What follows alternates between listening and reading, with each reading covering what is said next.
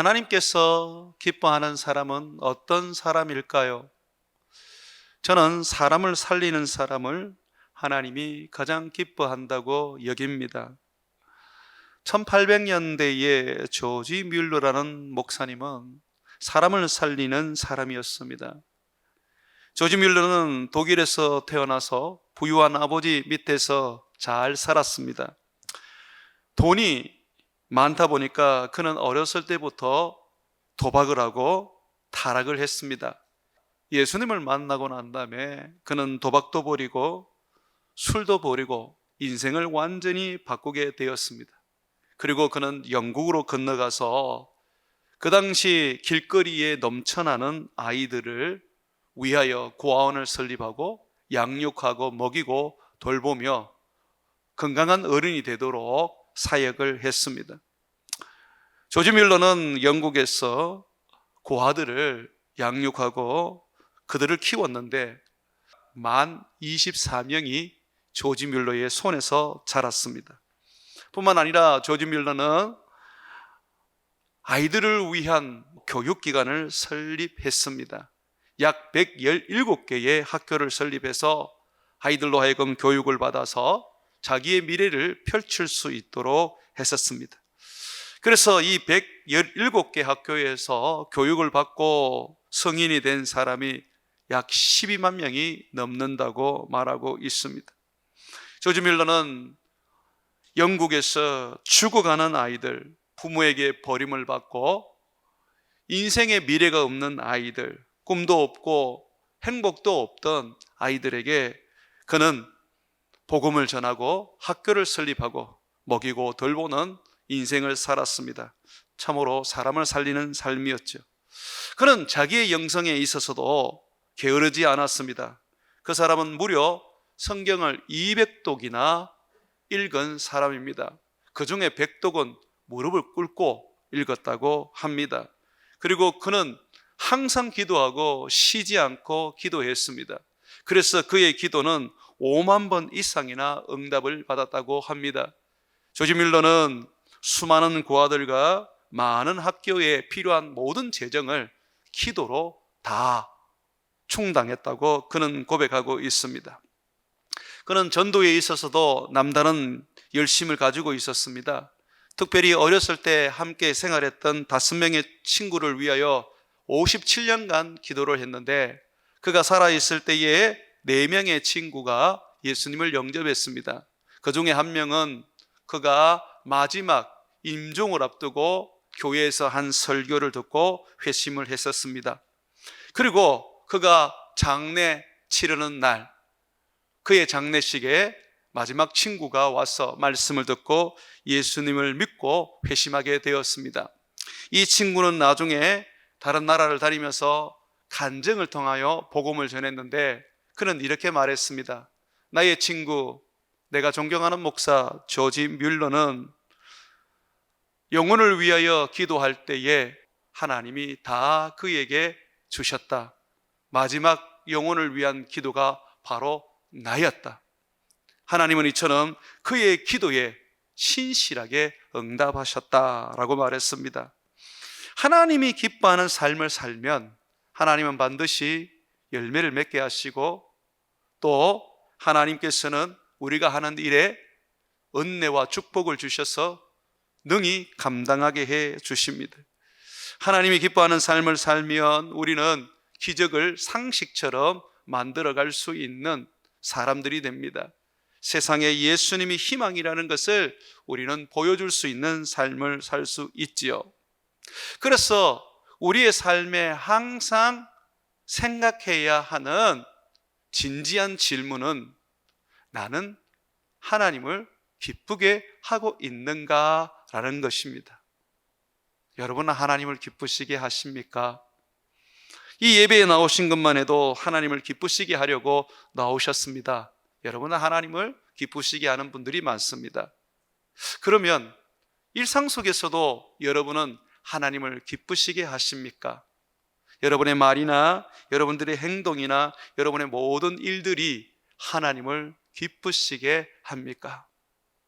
바울은 자기 일생에 있어서 복음 전하는 것보다 더 중요하게 여겼던 것이 하나님을 기쁘게 하는 삶을 사는 것이라고 말하고 있습니다. 여러분 9절 말씀 한번 보시겠습니까? 우리는 몸으로 있든지 떠나든지 주를 기쁘시게 하는 자가 되기를 힘써노라고 말하고 있습니다. 바울이 복음 전파에 온 힘을 다 기울이고 헌신하는 거 우리는 다 압니다.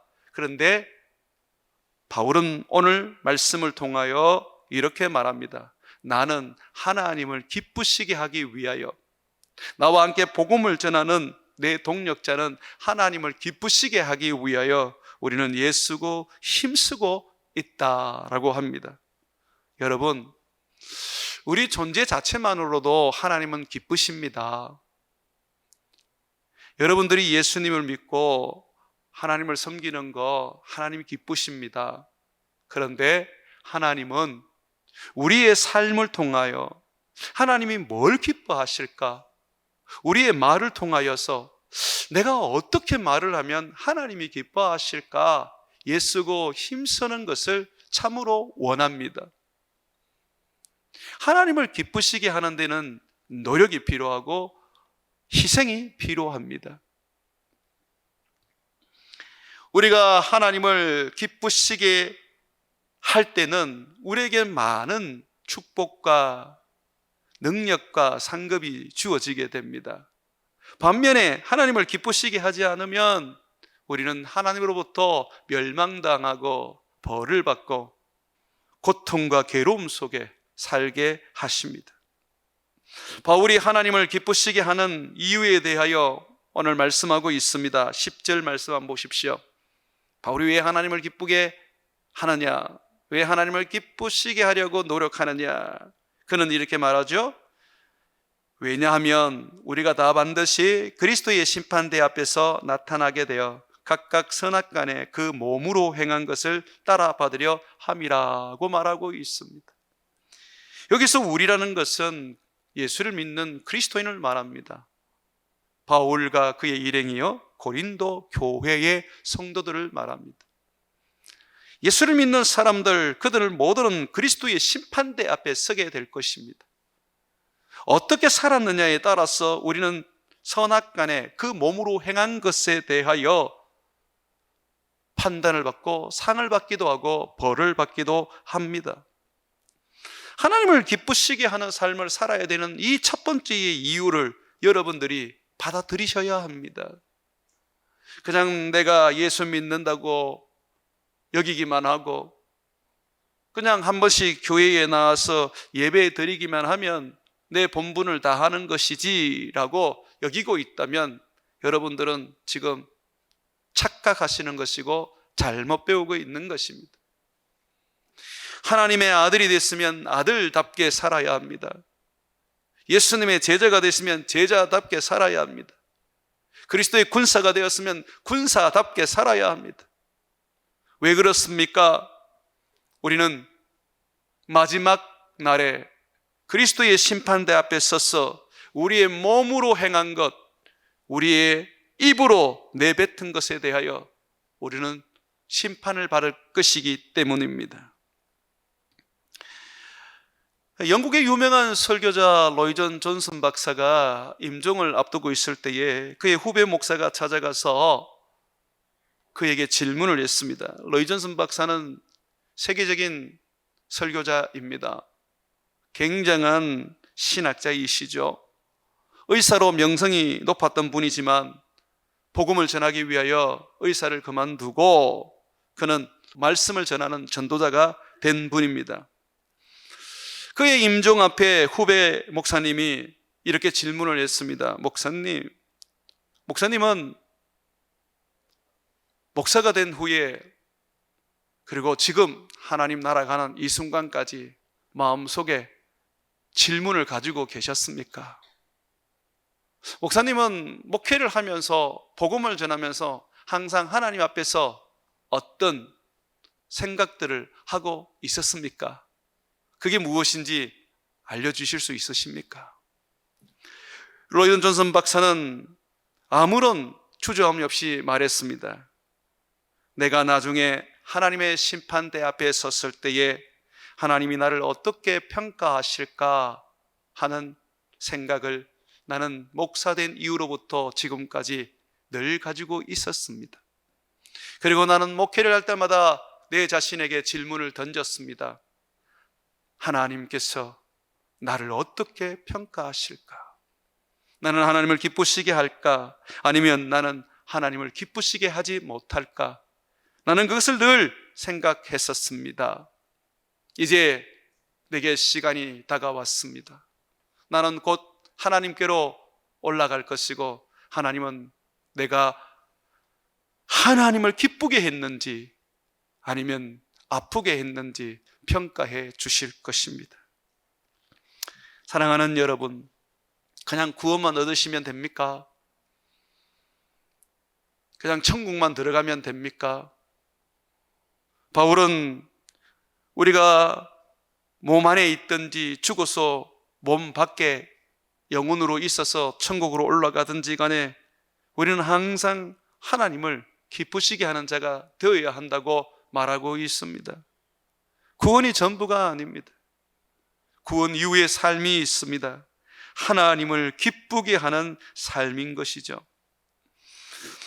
우리가 어떻게 살아내에 따라서 그리스도의 심판대 앞에 서서 선악간에 우리 몸으로 행한 것에 대하여 판단을 받고 상도 받고 벌도 받게 되는데, 오늘 성경에서 바울은 우리가 서는 심판대를 그리스도의 심판대라고 소개하고 있습니다. 10절 한번 보십시오. 이는 우리가 다 반드시 그리스도의 심판대 앞에 나타나게 되어 각각 그 선악간에 그 몸으로 행한 것들을 따라 받으려 함이라고 말하고 있습니다. 왜 그리스도의 심판대입니까? 예수님이 심판하시기 때문에 그리스도의 심판대라고 말합니다. 또 하나 있습니다. 그리스도께서 이 땅에 오셔서 하나님의 자녀는 어떻게 살아야 하는지 그 삶을 몸소 보여주셨고, 또 그 입에서 말씀을 가르쳐 우리로 하여금 하나님의 자녀다운 삶을 살도록 명령하셨습니다. 그래서 그리스도의 심판대 앞에 서게 되면 너희가 예수님처럼 살았느냐, 너희가 예수님이 말씀하시는 대로 살았느냐 하면서 우리를 판단하게 됩니다. 여러분, 예수님은 말쟁이가 아니었습니다. 예수님은 항상 먼저 실천하시고 삶으로 보여주셨습니다. 그래서 사랑하라 하실 때도 내가 너희를 사랑한 것처럼 사랑하라 라고 말씀하셨습니다. 먹을 것을 주라 하실 때도 예수님은 오병이어의 기적을 일으켜서 먼저 먹이시고 먹을 것을 주라고 하셨습니다. 병자들을 고치신 후에 우리에게도 병자들을 고치라고 하셨고, 예수님께서는 산에 가서 밤새워 기도하시면서 우리에게 시험에 들지 않도록 기도하라고 하셨습니다. 예수님은 그 삶에 있어서 가르치는 것이 일치했고, 그리고 그 삶을 통하여서 예수님은 우리가 하나님을 기쁘시게 하는 삶을 살아야 한다는 것을 보여주었습니다. 예수님께서 자기에 대하여 이렇게 증거하셨습니다. 요한복음 8장 29절에 보게 되면 나를 보내시는 이가 나와 함께 하시도자, 왜냐하면 나는 항상 그가 기뻐하시는 일을 행함으로 나를 혼자 두지 아니하셨느니라고 말합니다. 나는 항상 하나님이 기뻐하는 일을 생각하고 그 기뻐하는 일을 찾았고 그 기뻐하는 일을 위하여 나는 일했다. 아버지가 원해서 나는 이 땅에 왔고, 아버지가 원해서 갈릴리 가나안 곳에서 복음을 전했고, 아버지가 원해서 나는 십자가에 죽었단다. 나는 아버지를 위하여, 아버지를 기쁘시게 하기 위하여 나는 살았단다 라고 예수님은 말씀하셨습니다. 그러면서 제자들에게 말합니다. 너희도 하나님을 기쁘게 하기 위하여 힘쓰라고 말합니다. 참으로 예수님은 이 땅의 삶이 하나님을 기쁘시게 하는 자였습니다. 예수님이 우리 죄를 속죄하시기 위하여 아무 죄도 없는데도 불구하고 세례 요한에게 세례를 받으며 자기를 우리에게 주셨을 때에 하늘에서는 소리가 들렸습니다. 이는 내 사랑하는 자요 내 기뻐하는 자라고 하셨습니다. 또 변화산에서 기도할 때에 하나님은 동일한 소리를 또 내어주셨습니다. 이는 내 사랑하는 아들이요 내 기뻐하는 자니 너희는 그의 말을 들으라고 하셨습니다. 사랑하는 여러분, 하나님이 기뻐하는 삶은 예수님을 따르는 죄자들의 삶이 되어야 합니다. 예수를 믿는다고 하면서 하나님을 기쁘시게 하지 못한다면 그것은 예수를 믿는 게 아닙니다. 종교죠, 종교. 내가 예수님의 제자라고 하면서 예수님을 따라서 하나님을 기쁘게 하지 않는다면 그 삶은 가짜입니다. 삶이 가짜면 믿음도 가짜입니다. 이 자리에 앉아 있어도 어느 누구 하나 구원을 얻을 수 없을 것입니다. 하나님을 기쁘게 하는 일은 하나님의 자녀로서 마땅히 행해야 할 합당한 삶입니다. 잠언 10장 1절에 보게 되면 지혜로운 아들은 아비를 기쁘게 한다고 말하고 있습니다. 하나님을 기쁘게 하는 것이 하나님의 자녀의 삶입니다. 여러분들은 예수를 믿음으로 하나님의 자녀가 되셨습니다. 그거로 만족하십니까? 그러나 성경은 우리에게 말합니다. 내가 너희를 하나님 자녀되게 한 것은 하나님 너희 아버지를 기쁘게 하게 하려 함이라고 말합니다. 그러므로 우리는 먹든지 마시든지 무엇을 하든 간에 하나님의 기쁨 되어야 합니다. 믿으십니까? 하나님의 자녀로서 하나님을 기쁘시게 하지 못하면 결국은 광야와 같은 세상에서 고생하고 고된 삶을 살다가 멸망합니다. 바울은 이스라엘 백성들이 40년 동안 광야에서 고생하고 고난을 받으며 그곳에서 죽게 된 이유를 하나님이 기뻐하지 않은 백성들이었기 때문이라고 말하고 있습니다. 고린도전서 10장 5절과 6절에 보게 되면 그들의 다수를 이스라엘 백성들 광야에서 40년을 살았던 백성들이죠. 하나님이 기뻐하지 아니하셨으므로 그들이 광야에서 멸망을 받았느니라고 말하고 있습니다. 하나님이 기뻐하지 않으면 결국 광야에서 못 벗어나고 고생과 고난 가운데 살다가 멸망하는 것이죠. 이것은 이스라엘 백성들의 한정되어 있는 일이 아니었습니다. 이러한 일은 우리의 본보기가 되어 우리로 하여금 그들의 악을 즐겨한 것 같이 즐겨하는 자가 되지 않게 하려 함이라고 말합니다. 이스라엘 백성들의 그 삶은 우리에게 교훈이 됩니다. 하나님을 기쁘게 하지 않으면 우리는 광야에서 40년을 고난과 고통 속에 살다가 멸망하는구나. 그러므로 우리는 하나님을 어찌하든지 기쁘게 하는 자가 되기를 힘써야겠구나 라는 것을 가르치기 위한 말씀이라는 것이죠. 이스라엘 백성들 가운데에 하나님을 기쁘시게 하려고 애썼던 여호수아와 갈렙은 40년 광야 생활을 이기고 가나안 땅에 들어가서 그 땅을 점령하고 그 땅의 기업을 얻었습니다. 여호수아와 갈렙이 하는 말을 한번 들어보십시오. 이 여호수아와 갈렙은 가나안 12정탐꾼 중에 2명이었는데 그들은 가나안 땅을 40일 동안 정탐한 후에 이렇게 백성들에게 말했습니다.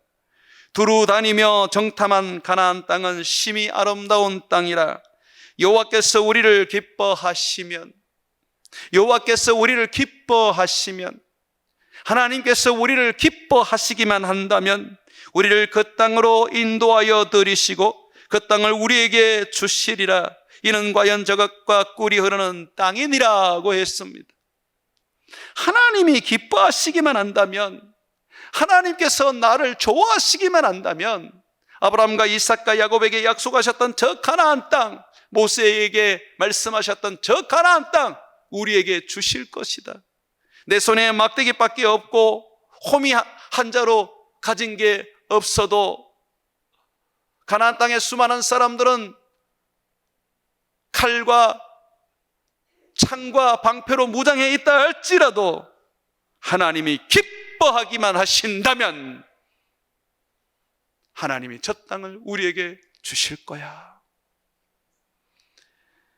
왜 우리가 응답받지 못하고, 왜 우리의 삶에 축복이 없고, 왜 우리의 모든 것에 있어서 하나님이 마치 안 계신 것처럼 외면합니까? 하나님을 기뻐하게 하지 않기 때문입니다.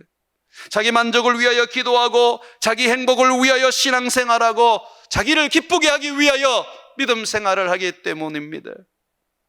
그래서 예수님은 그렇게 살지 말라고 가르치셨죠. 네 자신을 부인하고 주님이 명령하는 대로 십자가를 지고 나를 쫓아야 제자다라고 하셨습니다. 우리가 우리 하나님을 기쁘시게만 한다면, 우리 하나님은 성경에 기록된 모든 약속을 우리에게 이루어 주실 뿐만 아니라 거기에서 더해서 우리의 기도에 응답하시고 하늘의 은혜와 선물로 우리에게 부어 주십니다. 솔로몬이 1000번제를 드렸을 때에 하나님은 그 예배를 기뻐 받으시고 그에게 나타나셨습니다. 그리고 그에게 물었습니다. 내가 너에게 뭘 줄까? 그때에 솔로몬은 하나님 앞에 듣는 마음을 종에게 주셔서 주의 백성을 바르게 재판하여 선악을 분별할 수 있게 해 주십시오라고 말했습니다. 당시의 법전은 율법서 성경이었습니다. 솔로몬이 원하는 것은 하나님, 내가 이 성경을 제대로 알고 하나님의 뜻이 무엇인지 분명하게 깨달아서 이 말씀대로 백성들을 심판하고, 이 말씀대로 백성들을 가르치고, 이 말씀대로 백성들을 인도할 수 있도록 해 주십시오라고 했던 것입니다. 주여, 나는 주의 말씀에 목숨을 걸고 이 말씀으로 살아가는 백성 만들게 해달라는 거였습니다. 하나님은 그게 너무 마음에 들었습니다. 하나님은 그 기도가 너무 기뻤습니다. 그래서 하나님은 그의 원하는 대로 지혜를 주셨을 뿐만 아니라 그에게 부와 명예와 장수도 허락해 주셨습니다. 하나님의 마음에 들기만 한다면 하나님이 다 책임져 주시죠. 저는 결혼 기도를 좀 일찍 했습니다. 두 사람이 땅에서 무엇이든지 저희를 위하여 구하면 하늘에서 다 이루어 주신다는 그 말씀을 붙잡고 두 사람이 누굴까 하고 고민하는 중에 부부구나 하는 것을 제 스스로 깨달았습니다. 그래서 20살이 채 안 될 때부터 하나님 색시를 달라고 열심히 기도를 했습니다. 교회를 세울 수 있는 아름다운 아내를 달라고 열심히 기도했습니다. 그게 우리 하나님의 마음에 맞았습니다. 하나님은 제가 결혼하는 이유를 알고 계셨습니다. 결혼해서 두 사람이 땅에서 기도하면 그 기도가 응답되고, 두 사람이 결혼해서 교회를 세워서 엄부의 권세를 물리치고 내 가정을 구원하고 내 부모를 구원하고 내 형제를 구원하는 일을 내가 하고자 하는 것을 하나님이 아셨습니다. 그래서 우리 하나님은 그 기쁨을 가지시고 응답해 주셨습니다. 그래서 제가 오은진이를 만났던 것입니다. 사랑하는 여러분, 하나님을 기쁘시게 하기만 한다면, 우리의 기도가 하나님을 기쁘게만 한다면, 우리의 일이 하나님을 기쁘게 만든다면 하나님은 다 이루어 주시고 가장 좋은 것으로 축복하시고 넘치는 하나님의 은혜를 부어 주십니다. 여러분 믿으십니까? 어떻게 살아야 하나님을 우리는 기쁘게 할 수 있을까요? 정말 하나님을 기쁘게 하는 그 방법이 무엇일까요? 오늘 본문에는 그 방법에 대해서 바울이 이야기를 해주고 있습니다. 7절 말씀 한번 보시겠습니까? 7절 같이 읽습니다. 시작. 이는 우리가 믿음으로 행하고 보는 것으로 행하지 아니함이로다. 하나님을 기쁘게 하는 것은 다름 아니라 행함이 있는 믿음, 살아있는 믿음, 사람을 살리는 믿음, 하나님을 절대적으로 의존하는 믿음으로 사는 것이라고 말하고 있습니다. 여러분, 예수님께서 왜 우리를 이 땅에 두시고 하늘로 승천하신 줄 아십니까? 우리에게 성령을 주셔서 성령과 동행하게 하고 성령으로 말미암아 살게 하신 것이 무슨 이유인지 아십니까? 하나님은 믿음으로 살게 하려고 우리를 떠나셨고, 우리로 하여금 믿음으로 살게 하려고 성령을 주셨습니다. 6절 한번 보십시오. 그러므로 우리가 항상 담대하여 몸으로 있을 때에는 주와 따로 있는 줄을 아노니, 우리가 이 땅에서 육신을 입고 있으면 우리 주님과 분리되어 있는 겁니다. 우리 주님은 어디 계세요? 하늘 보좌 우편에 계시는 거죠. 물론 성령, 그리스도의 영으로 우리 안에 계시지만 우리는 주를 보지도 못하고 만지지도 못합니다. 제자들처럼 주님과 같이 밥 먹고 같이 잠자고 같이 이야기도 못합니다. 왜 그렇게 하셨을까요? 7절에 왜냐하면 설명을 하고 있죠. 우리가 믿음으로 행하고 보는 것으로 행하지 아니함이로다 라고 말하는 것입니다. 믿음으로 하라는 거예요. 예수님이 나와 함께 하신다는 것을 우리는 믿어야 합니다. 예수님이 나를 지키시고 보호하시고 예수님이 나를 이끌어 주심을 믿어야 합니다. 믿음이 없이는 아무것도 할 수가 없습니다. 히브리서 11장 6절에 보게 되면 믿음이 없이는 하나님을 기쁘시게 하지 못하나니 하나님께 나아가는 자는 반드시 그가 계신 것과 또한 그가 자기를 찾는 자에게 상 주시는 이심을 믿어야 할지니라고 말하고 있습니다. 주님이 계시다는 것을 믿어야 합니다. 나에게 성령을 주신 하나님, 나에게 성령을 주신 예수 그리스도, 그분은 살아계시고 그분은 언제든지 내 곁에 계십니다. 내가 그분을 찾으면 그분은 내게 응답하시고 그분은 내게 능력을 주셔서 그분은 모든 것을 할 수 있도록 해 주십니다. 믿음이라는 것은 능력입니다. 믿는 자에게는 능치 못할 게 없기 때문입니다. 주님이 보이지 않는 이유, 뭘 해야 되는지 앞이 깜깜한 이유, 주님은 믿음으로 살아라고 말씀하시는 것입니다. 여러분, 보이는 것을 향하여 걸어가면 그게 믿음이겠습니까? 이미 다 아는 것을 향하여 달려가면 그게 믿음이시겠습니까? 모르기 때문에 우리가 믿음으로 걸어가는 것이고, 우리는 모르기 때문에 우리는 믿음으로 하나님을 향하여 가는 것입니다. 오늘 군대를 가는 두 청년은 군대 가서 뭘 할지, 어떤 일이 일어날지 모릅니다. 그럼에도 불구하고 군대를 갑니다. 주님은 말하십니다. 믿음으로 가라. 내가 너를 통하여 할 일을 기대하고 내가 너에게 줄 축복을 기대하고 내가 너와 말미암아 살아갈 그 모든 일들을 믿음으로 기대하고 소망하라고 말하고 있는 것입니다. 행함이 없는 믿음, 살아 있지 않는 믿음, 사람을 죽이는 믿음, 주님을 의지하지 않는 믿음은 하나님이 기뻐하지 않습니다. 우리의 믿음은 행함이 있어야 하는 것입니다. 많은 사람들이 자꾸 믿음을 마음의 문제로 치부를 합니다. 믿음은 마음에서 입으로 나와야 합니다.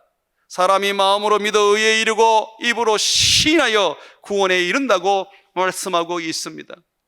왜 믿음이 마음에 머물러 있지 않냐고 입으로 나와야 합니까? 몸 밖으로 나와야 합니까? 믿음은 행동이고 믿음은 실천이고 믿음은 우리의 삶이기 때문입니다. 그래서 믿음을 통하여 사람을 살릴 줄 알아야 되고 믿음을 통하여서 우리는 하나님의 영광을 드러낼 줄 알아야 한다는 것입니다. 우리는 참다운 이 믿음을 가지기 위해서 우리의 삶이 믿음의 삶이 되도록 해야 합니다. 그러기 위해서는 반드시 성령을 따라 살아야 하고 성령을 의지하고 성령을 힘입어야 합니다. 모세 시대에는 율법을 따라 살고 율법이 가르치는 대로 살았습니다. 그러나 지금은 율법을 따라 살지도 않고 율법이 가르치는 대로 행하지도 않습니다. 오직 성령께서 말씀을 가르치시고 성령께서 말씀을 깨닫게 하여 주시며 성령께서 말씀으로 우리에게 얘기해 주셔서 우리로 하여금 가야 할 길과 행해야 할 것과 우리가 마땅히 순종해야 할 것을 알려주시는 것입니다. 성령에 속한 사람은 영에 속한 사람이라 부르지만 육신에 속한 사람은 육에 속한 사람이라고 부릅니다. 그 사람은 절대로 믿음으로 살 수가 없습니다. 예배당에 나오는 것이 믿음입니까? 하나님을 아는 것이 믿음입니까? 귀신도 하나님을 압니다. 자기 열심과 자기 헌신과 자기의 만족을 위하여 사는 것이 믿음입니까? 그것은 불교 신자도 천주교 신자도 목숨 걸고 봉사활동을 합니다. 믿음이라는 것은 성령을 따라서 가는 것입니다. 성령이 명령하시는 대로, 성령이 이야기하시는 대로, 성령께서 원하시는 대로 사는 것입니다.